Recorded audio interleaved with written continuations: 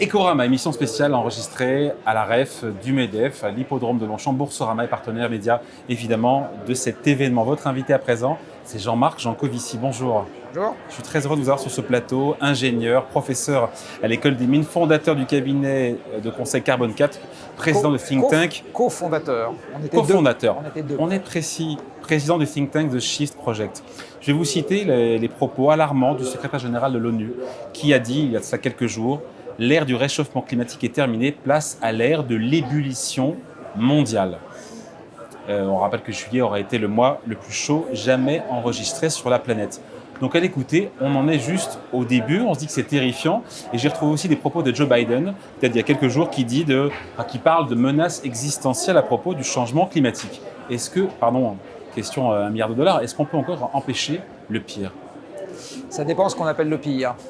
Si par exemple le pire c'est l'extinction complète de l'espèce humaine, je ne pense pas que le réchauffement climatique aura la peau du dernier homme. Si le pire c'est est-ce qu'on peut encore éviter quelques centaines de millions de morts, c'est pas sûr.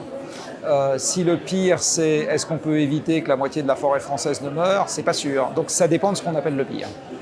Et aujourd'hui, toutes choses égales par ailleurs, alors on est sur quelle trajectoire ? Alors aujourd'hui, ce qu'on sait déjà, et ce qu'on sait depuis très longtemps, tout ça c'est de la vieille science, c'est qu'une fois qu'on a mis le CO2 dans l'atmosphère, il n'a pas envie d'en sortir rapidement parce que c'est une molécule très stable. Le dioxyde de carbone, c'est un oxyde et c'est chimiquement stable.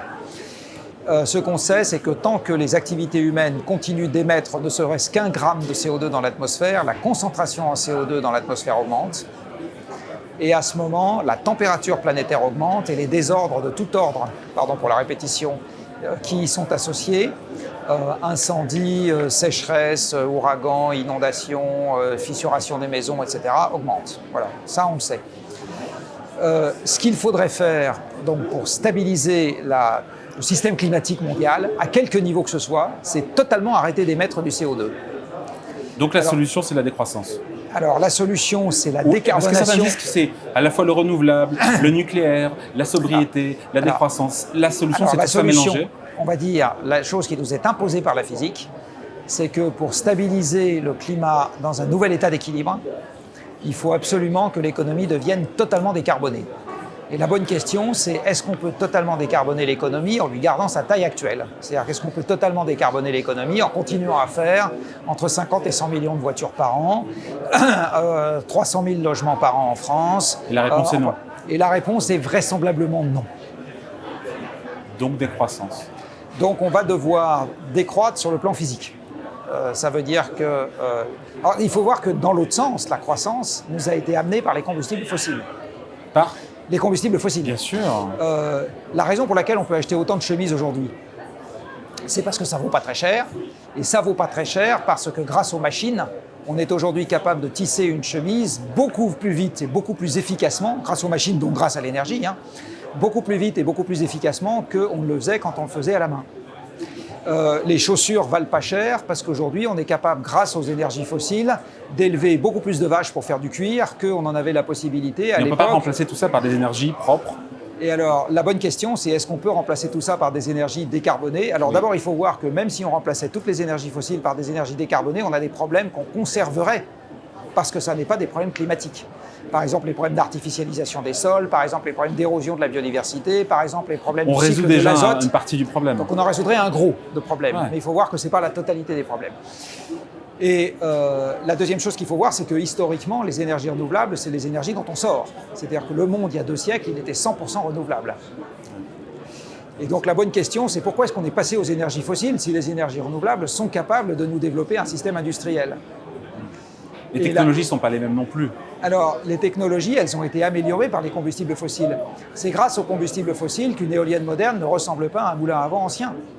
Parce que le charbon permet de faire le mât de l'éolienne, parce que le pétrole permet de faire la chimie organique de tous les produits qu'on va trouver dans l'éolienne, parce que le pétrole permet d'actionner les engins de mine qui vont permettre d'extraire les 50 métaux qu'on va trouver dans l'éolienne moderne, etc. Donc en fait, il faut voir que même l'éolienne moderne ou même le panneau solaire moderne est un sous-produit de l'industrie fossile. Donc on est condamné à manger moins de viande, à moins voyager. D'ailleurs, je note au passage que cette proposition qui était la vôtre, à savoir de plafonner à 4 fois des voyages en avion au cours d'une vie, pas d'une année, d'une vie, elle est approuvée par 40% des Français. Oui, ça m'a étonné. Je ne m'attendais pas à ce que ce soit autant. Eh ben moi aussi. Alors, ça fait quand même 60% qui sont contre. Oui, mais quand même. Mais quand même, pour quelque chose qui était un ballon d'essai, en fait, je ne suis pas venu avec cette proposition en me disant je vais la faire. En fait, ce n'était même pas une proposition, c'était un calcul d'ordre de grandeur. C'est-à-dire qu'on m'avait dit, si on veut être aligné avec les accords de Paris, à combien de vols dans une vie est-ce qu'on a droit? Et donc j'ai fait un petit calcul d'ordre de grandeur et j'ai dit à peu près 4. Voilà. Donc à ce stade, ce n'est pas une proposition, mais c'est une contrepartie. D'accord, c'est une contrepartie qu'il faut accepter si on veut être aligné avec les accords de Paris. Après, c'est une idée qui peut séduire. Est-ce que les Français sont prêts à passer à l'acte? Vous connaissez l'histoire. Les Français plébiscitent Arte, mais ils regardent TF1. Donc, Oui, alors en fait, il va bien falloir passer à l'acte. C'est ça le sens de mon discours. C'est quand même, vous savez, il y a des choses qui sont inéluctables dans la vie. Par exemple, le vieillissement, ça fait plaisir à personne. Pourtant, c'est tout à fait, pas à moi en tout cas, et pourtant c'est tout à fait inéluctable. Donc la décroissance d'un certain nombre de flux physiques, elle nous fait peut-être pas plaisir, mais elle est inexorable. Elle est imposée par les mathématiques.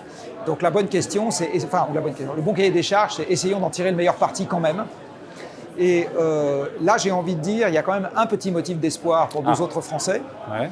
C'est que les Français sont historiquement très bons dans l'optimisation sous contrainte et l'innovation méthodologique. Ouais. Or, le changement climatique et la diminution des ressources, c'est un monstrueux problème d'optimisation sous contrainte. On va avoir une grosse contrainte, on va devoir en tirer le meilleur. C'est un jeu auquel on n'est plutôt pas mauvais, d'habitude. Et donc, optimiser par quoi? Par les quantités? Optimiser, c'est-à-dire tirer le meilleur. Ouais. Tirer le meilleur de quelque chose que vous avez en quantité finie. Les Américains ne sont pas bons du tout à ce jeu-là, parce que les Américains, c'est le monde de l'infini. Vous savez, c'est the land of plenty. Ils se sont créés dans un monde infini. Oui, sky is the limit. Donc il y a autant de ressources que vous voulez, il y a autant d'espace que vous voulez, il y a autant de... etc. Les Américains, avant-guerre, produisaient 60% du pétrole mondial. Il faut bien voir que c'est le pays de l'infini. Donc eux, gérer le monde fini, c'est un truc qu'ils ne savent pas bien faire. Nous, on est assez bons à ça. Et donc, quelque part, cette affaire-là est aussi l'opportunité pour nous d'inventer avant tout le monde les méthodes, les manières de faire, les modes de production, etc., que non seulement on mettra en œuvre chez nous, parce qu'on va y être obligé, mais que derrière, on sera capable d'exporter ou d'utiliser pour le bénéfice des autres. Quel mode de vie tout un chacun doit observer à titre personnel s'il veut s'aligner lui-même sur l'accord de Paris? Alors là je vais faire un tout petit peu de publicité personnelle. Ouais. À Carbone 4, on a développé un outil qui s'appelle MyCO2, en bon français dans le texte, qui pour le grand public est gratuit, c'est-à-dire qu'on s'inscrit à une conférence qui est gratuite, et c'est une conférence au cours de laquelle on découvre un calculateur d'empreinte carbone, ouais. Et donc on découvre où est-ce que ça fait mal, entre guillemets, dans le mode de vie qu'on a. Les gros postes, alors les gros postes. Alors les gros postes, c'est le logement, c'est les déplacements, c'est les achats, c'est la nourriture, et c'est les services publics. Alors les services publics, vous n'y faites pas grand-chose, parce que vous n'allez pas décider de ne pas aller voir le médecin si vous êtes malade, ou de ne pas aller vous éduquer ou d'envoyer vos enfants à l'école. Oui. Mais sur les 4 autres postes, vous regardez ce qui pèse. Donc dans la nourriture, en gros, c'est essentiellement les produits d'origine animale qui pèsent lourd. Donc l'idéal, c'est de les diminuer. Dans les déplacements, c'est l'avion et la voiture qui pèsent lourd. Donc l'idéal, c'est de les diminuer. Dans le logement, c'est la taille du logement et le chauffage au fioul et au gaz qui pèsent lourd. Donc là, c'est pareil, il faut s'en occuper. Et en fait, dans les achats, c'est dès que vous achetez un truc, il a fallu le fabriquer. Avec évidemment des poids carbone qui sont différents selon que vous achetez un bouquin, un smartphone, un canapé. Je reviens sur le chauffage au fioul, tout le monde n'a pas les moyens de changer, de mettre une pompe à chaleur, ça a un coût. Alors, donc vous avez 2 catégories de changement. Vous avez des catégories avec investissement et des catégories sans investissement. La pompe à chaleur fait partie des catégories avec investissement. Ouais. Mais si vous voulez manger un peu moins de viande, c'est une catégorie sans investissement. Ouais. Si vous voulez renouveler votre garde-robe un peu moins souvent, c'est une catégorie sans investissement. Ouais. Si vous voulez rouler un peu plus souvent à vélo et un peu moins souvent en voiture, il y a un petit investissement, mais qui est très vite rentabilisé. Donc voilà, donc tous les comportements ne nécessitent pas, enfin tous les changements de comportement ne nécessitent pas forcément des investissements. Le plus difficile, c'est ce qui demande un changement culturel. Et en même temps, il y a une prise de conscience. Si vous avez l'habitude, par exemple, d'expliquer combien vos vacances avec un voyage en avion préalable ont été extraordinaires à vos amis, ça vous coûte culturellement de ne plus le faire. Voilà. Et ça, c'est en général plus dur que les changements strictement matériels. La prise de conscience, elle est surtout Jean-Marc Jancovici chez les jeunes. Et en même temps, on a assisté cet été à une montée du climato-scepticisme, notamment quand les températures ont beaucoup baissé en quelques jours. Et c'est vrai que sur Twitter, enfin sur X, les messages ont été beaucoup plus nombreux qu'il y a un an, selon la société Meltwater. Il y a eu cette petite phrase aussi qui a fait un peu l'actualité quand le porte-parole du groupe RN à l'Assemblée nationale sur France Inter a dit que les experts du GIEC avaient tendance parfois à exagérer. Ça fait beaucoup réagir. Pourquoi les thèses climato-sceptiques prospèrent et ont prospéré cet été. Parce que le climato-scepticisme n'a rien à voir avec la science. Le climato-scepticisme est une expression de déni. Oui, enfin c'est ça. C'est l'expression d'un désarroi, excusez-moi. En fait, le climato-scepticisme, il émane de gens qui se sentent pris au piège si le problème est réel. C'est ça, en fait, le climato-scepticisme. Alors, ils peuvent être pris au piège parce qu'ils dépendent d'intérêts économiques qui seraient contrariés si on a besoin de s'orienter différemment, parce qu'ils sont dans des schémas culturels ou dans des schémas moraux qui sont contrariés si jamais on accepte la réalité du problème. Je vais vous donner un exemple. Alors, c'est pas un exemple très français, mais c'est un exemple très américain. Aux États-Unis, une partie des climato-sceptiques sont des gens qui sont très religieux, parce qu'ils disent « la marche du monde, c'est l'affaire de Dieu ». Comment peut-on imaginer que les hommes sont assez présomptueux pour changer la façon dont le monde fonctionne ? D'accord ? Vous voyez bien que pour des gens comme ça, accepter la réalité du réchauffement climatique, c'est accepter de contrarier un schéma mental qu'ils ont, qui est un schéma mental très important et très enraciné. Et ça n'a rien à voir avec la science. D'accord ? Et en fait, quand vous regardez bien les gens qui sont des grands militants climato-sceptiques, vous allez toujours trouver derrière quelque chose qui n'a strictement rien à voir avec la science, mais qui a à voir avec l'expression d'un désarroi, parce que vous devez abandonner quelque chose auquel vous tenez énormément si vous acceptez la réalité du problème. Qu'est-ce qu'on fait pour lutter contre ce climato-scepticisme ? L'action.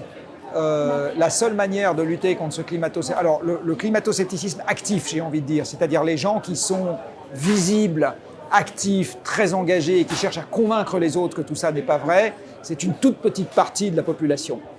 Et la population qui est importante, c'est celle qui écoute ces gens-là, qui a tendance à dire oui, oui, mais qui aussi bien pourrait en écouter d'autres en disant aussi oui, oui, à partir du moment où on leur propose une alternative qui les rassure. Donc en fait, il n'y a pas d'autre réponse au climato-scepticisme que l'action coordonnée, rassurante et faisant sens, structurée et qui donne des perspectives. On sera demain avec Agnès Pannier-Runacher, la ministre en charge de la transition écologique. Elle déclarait il y a quelques jours « Nous devons compter sur le renouvelable et le nucléaire pour lutter contre le réchauffement climatique ». Et je lisais une interview de l'eurodéputé Europe Écologie Les Verts, David Cormand, qui réaffirmait, ça on le sait, son opposition au nucléaire, et qui disait qu'il faut mettre plus de sobriété, plus de renouvelables. En quoi est-ce qu'il a raison ou tort ? Parce qu'en même temps, il nous dit « mais si on veut réduire nos émissions de CO2 de 50% d'ici 2030, construire une centrale, ça prend 15 à 20 ans. Donc même si on veut mettre le paquet aujourd'hui sur le nucléaire, ça ne sera pas utile à court terme, en tout cas d'ici 2030. Vous en pensez quoi là ? Alors je pense qu'on va effectivement avoir besoin non seulement des deux, mais des trois. C'est-à-dire qu'on va avoir besoin de la sobriété, on va avoir besoin du nucléaire et on va avoir besoin des renouvelables. Voilà, les trois. On va avoir besoin des trois. Après, la question, c'est en fonction de ce qu'on est en train de regarder, ce n'est pas nécessairement la même solution dont on a besoin. Prenons l'exemple du logement. On a besoin de sobriété, c'est-à-dire on a eu baisse de 12% de la consommation de gaz et d'électricité en France. Oui, alors il y y a un sujet qui est le nombre de mètres carrés disponibles par personne. Ouais. Je ne sais pas si vous savez, mais dans ma tranche d'âge, l'essentiel des gens occupent des logements trop grands. Parce que les enfants sont partis, etc. Peut-être qu'on pourrait arriver à organiser la société française de telle sorte que les gens qui ont des logements trop grands acceptent d'aller dans des logements qui sont juste à la bonne taille, de telle sorte que ça libère le logement trop grand pour d'autres personnes et qu'on a moins besoin de construire. Ça, c'est de la sobriété, par exemple. Vous avez un deuxième sujet qu'on peut parfois mettre dans la sobriété, mais que moi je mets plutôt dans l'efficacité, qui est l'isolation des bâtiments. Donc là, vous diminuez le besoin de chauffage, quelle que soit l'énergie. Et enfin, vous avez besoin du décarboné. Et là, vous avez besoin à la fois du nucléaire et des renouvelables. Dans l'exemple que je vais prendre, c'est les pompes à chaleur. Parce que la pompe à chaleur, la chaleur est renouvelable et l'électricité qui l'alimente, elle est nucléaire aujourd'hui. Bon. Donc voilà typiquement un exemple sur l'optimisation de la consommation du logement, où on a besoin des trois. Et en fait, dans des proportions qui seront variables, on aura toujours besoin des trois, quel que soit le sujet qu'on regarde. Et on aura les financements, parce qu'on parle évidemment financement privé, public, on aura l'argent sur fond de réduction des déficits publics, le taux d'intérêt qui remonte. Est-ce que ça ne met pas à mal l'équation ?